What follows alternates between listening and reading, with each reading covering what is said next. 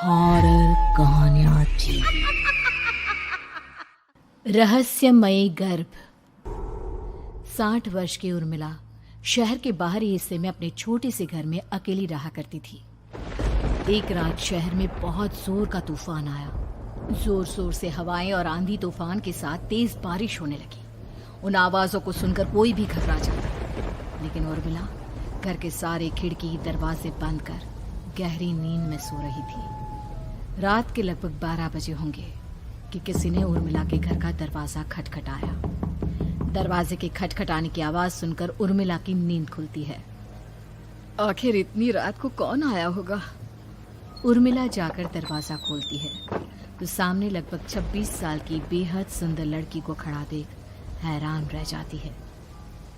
कौन हो बेटा, और इतनी रात को इतने भयंकर तूफान में कहाँ भटक रही हो? चाची, आपने मुझे पहचाना नहीं? मैं आपकी दूर की रिश्तेदार शालिनी।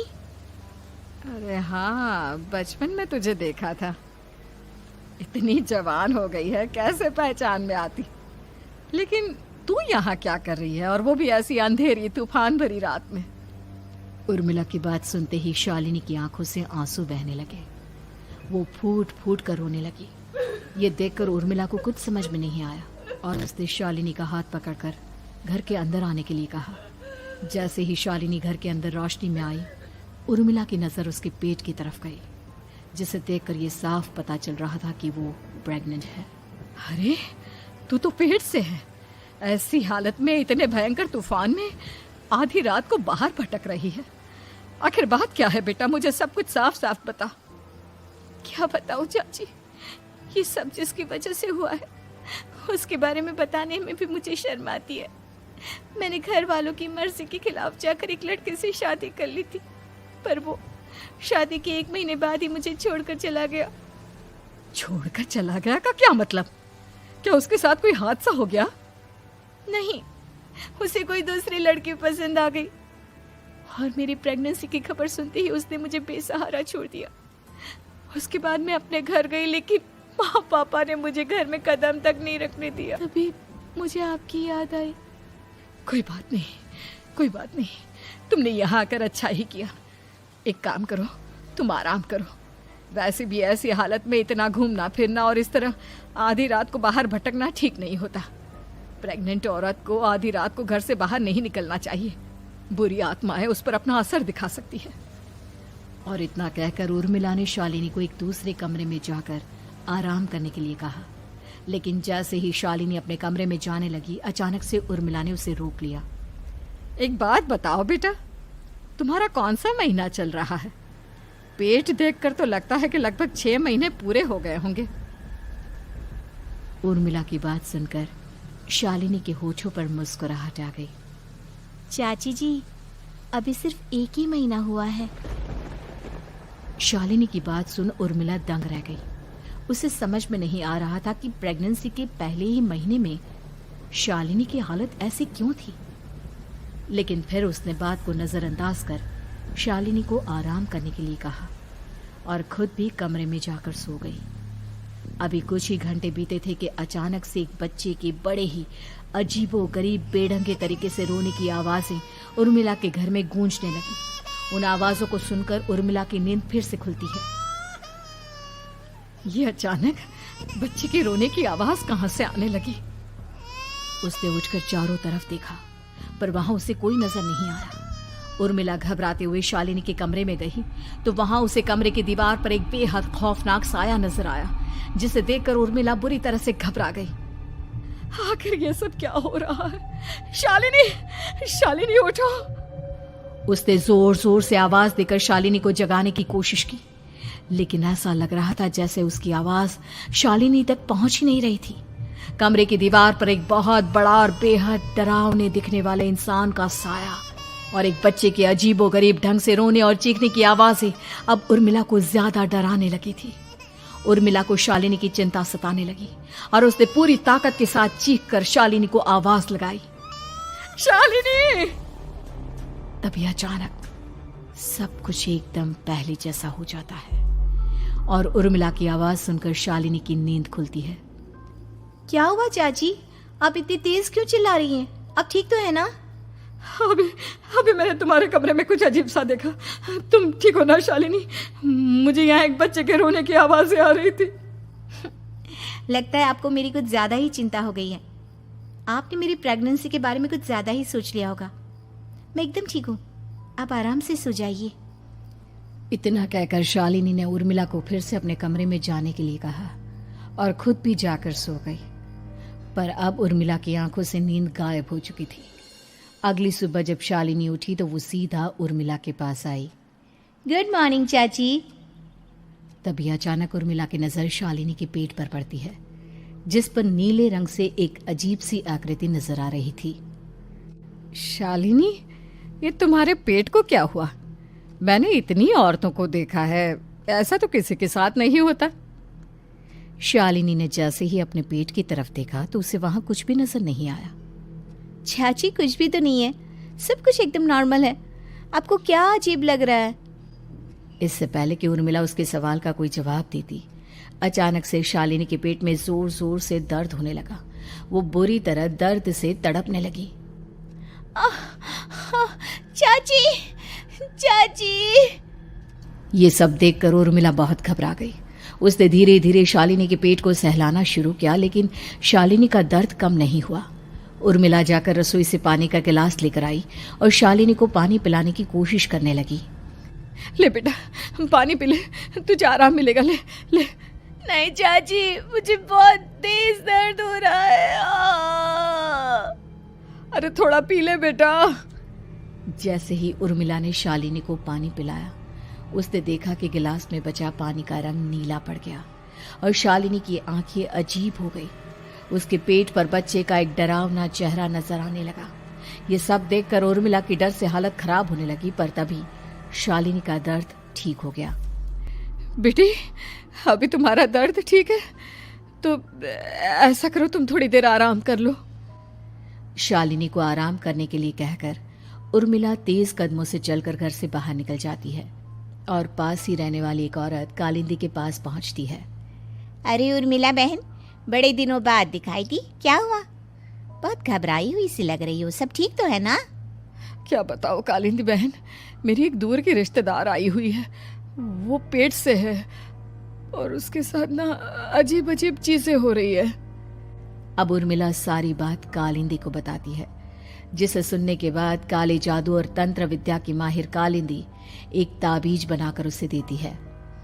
बहन, मुझे शालिनी पर किसी बुरी आत्मा का साया लगता है। ये ताबीज ले जाओ, आज रात को 12 बजे उसे पहना देना, फिर सब ठीक हो जाएगा।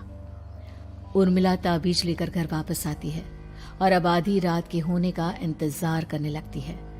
जैसे ही आधी रात होती है, वो नींद में सोई शालिनी को ताबीज पहना शांति से अपने कमरे में आकर अपने पलंग पर लेट जाती है। अब सब ठीक हो जाएगा, ये सोचकर उर्मिला शांति की एक सांस ही लेती है कि तभी अचानक उसकी आंखों के सामने कुछ ऐसा आता है जिसे देखकर उर्मिला डर से चीखने लगती है। तुम कौन हो? कौन हो तुम? जाओ यहाँ से, जाओ जाओ यहाँ से। तभी उर्मिला की एक जोरदार दर्द भरी डरावनी चीख वहां पर गूंज गई।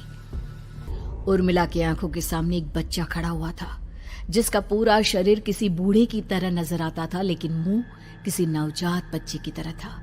उसकी आंखें गुस्से से लाल थी और वो घूर घूर कर उर्मिला की तरफ देखा जा रहा था। कौन हो तुम? कौन हो? उर्मिला के चीखते ही वो बच्चा जोर जोर से रोने लगा। घबराकर उर्मिला ने अपने हाथों को अपने कानों पर रख लिया। उसकी समझ में नहीं आ रहा है कि आखिर ये सब उसके साथ क्या हो रहा है। कौन हो तुम? कौन हो? क्या चाहते हो मुझसे? जाओ जाओ यहाँ से, आखिर तुम हो कौन? तभी अचानक से उर्मिला के पूरे घर में लाल रंग की रोशनी फैल गई। वो बच्चा धीरे धीरे कदमों से चलता हुआ उर्मिला की तरफ बढ़ने लगा। किसी नवजात पैदा हुए बच्चे के जैसे उसके रोने की आवाज अब उर्मिला के कानों में गूंज रही थी। लेकिन कुछ ही सेकंड में वो चुप हो गया और उसने बेहद खतरनाक आवाज में उर्मिला के सवाल का जवाब दिया। मैं वो हूँ जो अब तक पैदा नहीं हुआ, लेकिन जब मैं पैदा हो जाऊंगा तो वो होगा जो अब तक कभी नहीं हुआ। क्या कहना चाहते हो तुम? ऐसा क्या हुआ जो अब तक नहीं हुआ? तबाही होगी, तबाही। सब कुछ खत्म हो जाएगा और ये जो लड़की मुझे जन्म देने वाली है, मैं उसका खून पी जाऊंगा, सारा खून। उस बच्चे की बात सुनते ही उर्मिला बुरी तरह घबरा गई। उसका एक बुजुर्ग आदमी जैसा शरीर, एक नवजात बच्चे जैसा चेहरा, ये दोनों ही बातें उर्मिला की समझ से बाहर थी। तभी वो बच्चा अचानक गायब हो गया। घर का माहौल फिर से पहले जैसा हो गया। लाल रंग की रोशनी भी अब गायब हो चुकी थी। उर्मिला दौड़कर शालिनी के कमरे में पहुंची, जहां वो गहरी नींद में सोई हुई थी, पर उसके गले का ताबीज गायब हो चुका था। उठो उठो शालिनी, उठो बेटा, मुझे तुमसे जरूरी बात करनी है। अरे चाची क्या हुआ? इतनी रात को आप परेशान क्यों कर रही हैं? सब ठीक है ना? अभी जब तुम सो रही थी ना, तो मैंने तुम्हारे गले में एक ताबीज पहनाया था। कहाँ गया बेटा, बताओ मुझे। शालिनी ने चारों तरफ अपनी नजरें घुमाकर देखा, लेकिन वहां पर कोई ताबीज नहीं था। वह हैरानी से उर्मिला के चेहरे की तरफ देखने लगी। उसे समझ में नहीं आ रहा था कि आखिर उर्मिला किस ताबीज के बारे में बात कर रही थी। नहीं चाची, यहाँ कोई ताबीज नहीं है। लगता है आपने कोई बुरा सपना देखा है। मैंने कोई बुरा सपना नहीं देखा। खैर छोड़ो, तुम अब सो जाओ, कल सुबह बात करते हैं। डर और घबराहट की वजह से उर्मिला की आंखों से नींद तो जैसे बिल्कुल गायब हो गई थी। अगली सुबह उर्मिला बिना कोई देर किए गांव के बाहर एक छोटी सी झोपड़ी में रहने वाले बूढ़े पंडित के पास पहुंची। पंडित जी, मेरी मदद कीजिए। अरे आओ आओ उर्मिला, क्या हुआ? सब ठीक तो है ना? क्या बताओ पंडित जी, बहुत बड़ी मुसीबत है। मेरी दूर की एक रिश्तेदार लड़की पेट से है और उसके साथ बहुत डरावनी चीजें हो रही है। कल रात को तो एक अजीब सा दिखने वाला बच्चा मेरी आंखों के सामने आकर खड़ा हो गया था। ये तुम क्या कह रही हो? मुझे साफ साफ बताओ कि आखिर तुमने क्या देखा? उर्मिला ने अपने साथ हुई बीती रात की पूरी घटना पंडित जी को बताई, जिसे सुन पंडित जी के माथे पर चिंता की लकीरें उभर आई। अनर्थ होने वाला है, अनर्थ।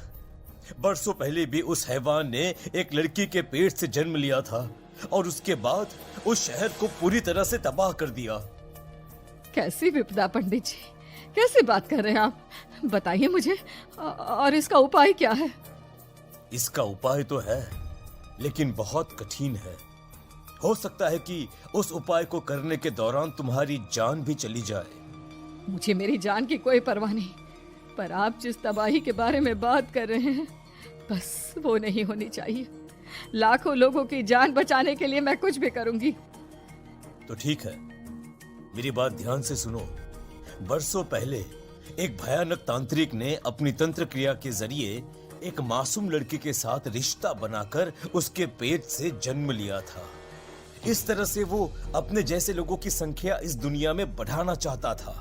आपके कहने का मतलब है कि शालिनी के पेट से भी उस शैतान को जन्म लेना है, इसलिए उसने उसके साथ ये सब किया है। ठीक पहचाना तुमने। अब मैं तुम्हें एक ऐसा सिंदूर दूंगा जिसे तुम्हें ले जाकर उस लड़की के पेट पर लगाना होगा। क्या ऐसा करने से सब कुछ ठीक हो जाएगा? नहीं उर्मिला, ये सब इतना आसान नहीं। उस लड़की के पेट पर सिंदूर लगाने के बाद तुम्हें उसका पेट काटकर उस हैवान को बाहर निकालना होगा। नहीं पंडित जी, मैं ये सब नहीं कर सकती। मैं भला एक जिंदा लड़की के पेट को अपने हाथों से कैसे काट सकती हूँ? अगर तुमने ऐसा नहीं किया तो कुछ ही दिनों में वो हैवान उस लड़की के शरीर से जन्म लेगा और उसके शरीर के सारे खून को पीकर अपनी ताकत को बढ़ाएगा। उसके बाद वो धीरे धीरे इस पूरे शहर को तबाह कर देगा। यहाँ पर कोई जिंदा नहीं बचेगा। लेकिन अगर मैं उसके पेट को काट दूंगी तो क्या वो जिंदा बच पाएगी? अगर शालिनी को कुछ हो गया तो, अगर उसकी मृत्यु हो गई तो? ऐसा कुछ नहीं होगा उर्मिला, तुम्हें अपने मन को पक्का करके ये काम करना ही होगा। सिंदूर लेने के बाद उर्मिला झोपड़ी से बाहर निकलने ही वाली थी कि तभी पंडित जी ने उसे पीछे से आवाज देकर रोका। उर्मिला, उस लड़की का पेट काटकर हैवान को बाहर निकालना ही काफी नहीं होगा। तुम्हें ध्यान रखना होगा कि ये सब करते हुए उस बच्चे का जो आधा बूढ़े का शरीर है उस पर सिंदूर की एक बूंद भी ना लगने पाए, क्योंकि अगर ऐसा हुआ तो वो तुम्हें और बाकी सबको कच्चा खा जाएगा। पंडित जी की बात सुन उर्मिला की आंखें फटी रह गई और उसके शरीर में डर की लहर दौड़ गई। फिर भी उसने हिम्मत की। ठीक है पंडित जी, मैं पूरी कोशिश करूंगी कि मैं उस हैवान को वहीं के वहीं खत्म कर पाऊं। इसके बाद उर्मिला तेज कदमों के साथ घर वापस आती है। दिन बीतता है, रात का अंधेरा छाने लगता है। शालिनी खाना खाकर सोने चली जाती है और उर्मिला लगातार उसके गहरी नींद में सो जाने का इंतजार करने लगती है, जिसके बाद उर्मिला दबे कदमों से शालिनी के कमरे में पहुंच गई। मुझे ये करना ही होगा। अब उर्मिला ने धीरे धीरे शालिनी के पेट पर पंडित जी का दिया सिंदूर लगाना शुरू किया। उर्मिला के हाथ बुरी तरह से कांप रहे थे। उसके एक हाथ में चाकू था जिससे वो पेट काटने वाली थी। उर्मिला ने एक नज़र शालिनी के चेहरे की तरफ देखा और फिर डरते हुए उसके पेट पर चाकू चलाना शुरू किया। कमाल है, मैं इसका पेट काट रही हूँ और ये आराम से सो रही है। इसे दर्द नहीं हो रहा क्या? तभी अचानक उर्मिला के कानों में बच्चे की रोने की आवाज सुनाई देने लगी। उसने घबराकर चारों तरफ देखा पर वहां पर कोई नहीं था, बस रोने की आवाज लगातार आ रही थी। उर्मिला बिना रुके लगातार शालिनी के पेट को काटती रही। उसे इस बात का भी ध्यान रखना था कि सिंदूर बच्चे के बूढ़े आदमी वाली शरीर के हिस्से पर ना लगे। कुछ ही देर में वो हैवानी बच्चा उर्मिला के हाथों में था। उसने बड़ी ही सावधानी से उस बच्चे को बाहर निकाला और पंडित जी के कहे अनुसार उसे घर से दूर जलाने के लिए ले गई। पर तभी उसके सामने वही बूढ़े शरीर और बच्चे के चेहरे वाला बच्चा आ गया। अपनी गोद में और सामने भी बच्चे को देखकर उर्मिला हैरान रह गई। मुझे मारोगी? मुझे इतनी हिम्मत कैसे आ गई तुम्हारी? तुम पैदा नहीं हुए हो और मुझे पता है जब तक तुम्हारा जन्म नहीं हो जाता तो मुझे कुछ नहीं कर सकते। इतना बोलते ही उर्मिला तुरंत उस बच्चे को घास के ढेर पर फेंक कर उसमें आग लगा देती है, जिसके तुरंत बाद वो बूढ़े आदमी के शरीर और बच्चे के चेहरे वाला अजीब तांत्रिक का भूत भी वहां से गायब हो जाता है। कुछ देर बाद उर्मिला घर पहुंचती है तो वो ये देखकर हैरान रह जाती है कि शालिनी का पेट अपने आप जुड़ चुका था।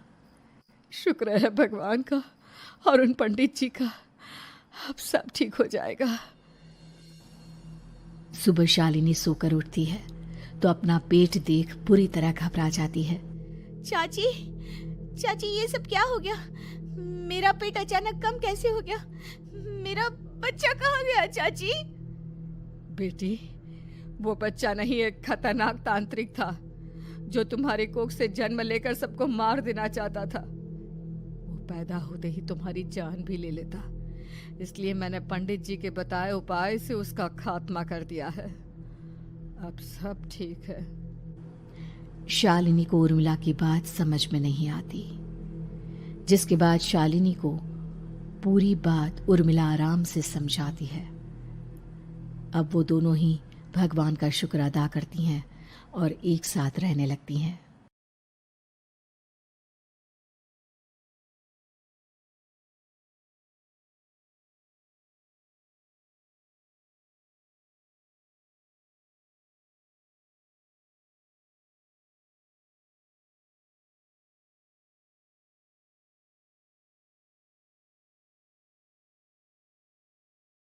विधवा बहू का फैसला। महक की शादी रोहन से होती है। रोहन माँ बाप का इकलौता बेटा होता है, लेकिन फिर किसी कारण से रोहन की मौत हो जाती है। बेटा महक, तेरे आगे इतनी बड़ी जिंदगी है, फिर बच्चों की भी जिम्मेदारी। तू कोई काम कर ले। मैं तो कहती हूँ रोहन के ऑफिस में ही बात कर ले, शायद तेरे लिए कोई काम निकल आए। हाँ माँ जी, मैं भी यही सोच रही थी, लेकिन कैसे बात करूं, किससे बात करूं, कुछ समझ में नहीं आ रहा। अब वो क्या नाम था रोहन का जो दोस्त हुआ करता था, पहले तो बड़ा आता था हमारे घर। राकेश की बात कर रहे हैं? पर वो तो रोहन के बाद से कभी आया ही नहीं, पता नहीं कहाँ है वो। आया था, एक नहीं कई बार आया था, लेकिन मैंने बाहर से ही भेज दिया। घर के अंदर झांकता रहता था, मुझे ठीक नहीं लगा। अरे आपको तो पता नहीं क्या ठीक लगता है और क्या नहीं। उसका नंबर है मेरे पास, मैं आज ही फोन करती हूँ। सास राकेश को फोन लगाती है और शाम को घर आने का न्योता दे देती है। अरे आंटी, ओहो भाग्य हमारे कि आपने घर बुलाया। मैं तो कई बार आया, लास्ट टाइम तो अंकल से मुलाकात भी हो गई थी। हाँ, वो हम लोगों को निकलना था ना कहीं उस वक्त। अरे छोड़ो ना बेटा, बोलो क्या लोगे? आपकी बहू। क्या बकवास कर रहे हो राकेश? अरे मेरा मतलब ये है कि आपकी बहू कहाँ है? भाभी जी के हाथ की चाय की बस एक प्याली मिल जाती तो। महक चाय लेकर आती है, लेकिन वो जैसे ही राकेश की ओर देखती है उसे राकेश पसंद नहीं आता। वो अंदर जाने को होती है कि अरे भाभी जी कहाँ जा रही हैं? बैठिए तो सबके साथ। जी नहीं, बच्चों को खाना खिला रही हूँ, आप माँ जी से बात करें ना। अंदर जाने के बाद सास कहती है, अरे बेटा राकेश, वो क्या है ना, वैसे तो तेरे अंकल जी की पेंशन आती है, साथ ही ऊपर 2 मंजिल मकान से किराया भी, तो हम लोगों का तो अच्छा चल जाता है। लेकिन महक, उनकी चिंता आप न करें आंटी, आदेश दें बस आप तो। देखो भाग्यवान, रहने दो, कोई बात नहीं, मैनेज हो जाएगा। अरे क्या मैनेज हो जाएगा अंकल, हमें भी बता दें। आप चुप रहिए जी। अब वो क्या है ना राकेश, तुझे तो पता है कि रोहन के 2 बच्चे हैं, उनकी पढ़ाई लिखाई का खर्चा बहुत है। हम ये चाह रहे थे कि रोहन के ऑफिस में महक को भी अगर कोई काम मिल जाता तो। क्यों नहीं आंटी जी, मैं हूं ना, मैं बात कर लेता हूँ। वैसे तो आप हाँ ही समझिए। महक भाभी को बोल देना कि कल तैयार रहें मेरे साथ ऑफिस चलने के लिए। मैं मालिकों से मिलवा दूंगा उन्हें। महक अंदर से सब सुन रही थी। अच्छा आंटी जी, तो चलता हूँ, कल आ जाऊंगा। अच्छा भाभी जी, तैयार रहिएगा कल। राकेश तो चला जाता है, लेकिन ससुर सास पर बरस पड़ते हैं। मुझे ये आदमी 1 पैसे का पसंद नहीं है। तुम इसे बोल दो कि हमें कहीं नहीं करवानी बहू से कोई नौकरी। अरे क्यों नहीं करवानी? सारा पैसा मैं इसके बच्चे और इसी पर उड़ा दूंगी, तो मेरी बेटी को क्या दूंगी? जरूरत क्या है तुम्हारी बेटी को तुम्हारे पैसे की? अरे वो तो पहले ही बड़े पैसे वाले घर की बहू है। अपनी बहू की सोचो जो अब तुम्हारी बेटी जैसी है। बच्चे रोहन की आखिरी निशानी है। अरे अपना भाषण अपने पास रखो। सारा दिन घर पर बैठी रोटियां तोड़ेगी, तो काम करे ना कुछ बाहर जाकर। बहू सब सुन रही होती है। वो अगली सुबह बिना मन के तैयार तो हो जाती है, लेकिन जैसे ही राकेश आता है, क्या बात है भाभी जी, रेडी हैं? तो फिर चले डेट पर, मतलब इंटरव्यू पर। महक सामने आती है कि सामने ससुर जी खड़े होते हैं। हाँ महक बेटा, आओ चलते हैं, मैं भी चल रहा हूँ। ससुर को तैयार देखकर राकेश का चेहरा बन जाता है। अंकल जी, आप परेशान हो जाएंगे। अरे रहने दीजिए ना, धूप भी बहुत है। वैसे भी स्कूटर में तो 2 लोग ही बैठ सकते हैं ना। तो तुम चलो, मैं बहू के साथ अपनी कार से आ जाता हूँ। महक ससुर जी को देखकर खुश हो जाती है, उसे शांति हो जाती है। वो लोग रोहन के ऑफिस जाते हैं, जहाँ बॉस कहते हैं, नमस्ते अंकल। नमस्ते महक, कैसे हैं आप लोग? रोहन का सुनकर बहुत दुख हुआ अंकल। वैसे कैसे आना हुआ? बेटा, क्या हमारी बहू के लिए तुम्हारी ऑफिस में कोई काम मिल सकता है? हमने राकेश से इसी सिलसिले में तुमसे बात करने को कहा था। उसी के कहने पर हम दोनों तुमसे मिलने आए हैं। राकेश ने तो कोई बात नहीं की। ऊपर से उसने तो आज की छुट्टी ले रखी है, ऑफिस भी नहीं आया। बोल रहा था जरूरी काम से जाना है। महक और ससुर एक दूसरे को देखने लगते हैं। वैसे महक, क्या किया है आपने? I mean, इंग्लिश कैसी है आपकी? महक बॉस से अपनी पढ़ाई लिखाई और क्वालिफिकेशन के बारे में सब कुछ बताती है। ग्रेट, आपके लिए काम तो है, लेकिन ऑफिस में नहीं। सर, मेरे बच्चे छोटे हैं, मैं फील्ड में काम नहीं कर सकती हूँ। मतलब वो काम घर से करना है, घर से रहकर बच्चे भी देखें और घर भी देखें, लेकिन हाँ, काम जरूर से करें। वो काम डाटा एंट्री का है, तो जब भी वक्त मिले काम करें, और इसके हम आपको अच्छे पैसे भी देंगे। महक बॉस की बात सुनकर खुश हो जाती है, उन्हें थैंक्स बोलकर घर आ जाती है। किसके साथ भेज रही थी तुम महक को? अरे वो कमीना, उसने तो ऑफिस से छुट्टी ले रखी थी। बात भी नहीं की थी उसने बॉस से बहू के काम के लिए। वो तो अच्छा हुआ कि मैं साथ में चला गया। हाँ ठीक है, नौकरी मिल गई ना, इतना ही काफी है। समय बीतता है और एक दिन फिर दरवाजे पर दस्तक होती है। घर पर कोई नहीं था। महक दरवाजा खोलती है, देखती है तो सामने है राकेश। नमस्ते भाभी जी। नमस्ते, घर पर कोई नहीं है, आप कल आइएगा। अरे कैसी बात कर रही हैं भाभी जी, हम तो आपकी मदद के लिए आए हैं। वो क्या है ना, अंकल जी का फोन आया था कि आपको किसी मदद की जरूरत है। महक को आश्चर्य होता है कि उसके ससुर ने राकेश को फोन क्यों किया। वो ससुर जी को फोन करती है लेकिन फोन नहीं लगता। नहीं, हम लोगों को किसी भी चीज की जरूरत नहीं है, आप जा सकते हैं। अच्छा, एक कप चाय तो पिला दीजिए। महक चाय लेकर आती है। चाय पीने के बाद, रोहन मेरा बहुत अच्छा दोस्त था। उसने मुझसे कहा था कि वो रहे ना रहे, उसके घर वालों का, खास करके आपका ख्याल मुझे ही रखना है। तो मैं कल फिर आऊंगा भाभी जी। नहीं, माता पिताजी है नहीं, वो 4-5 दिन बाद आएंगे। आप उन लोगों के आने के बाद ही आइएगा। मुझे ये सब ठीक नहीं लगता। अरे छोड़िए ना भाभी जी, लोगों का तो काम है कहना।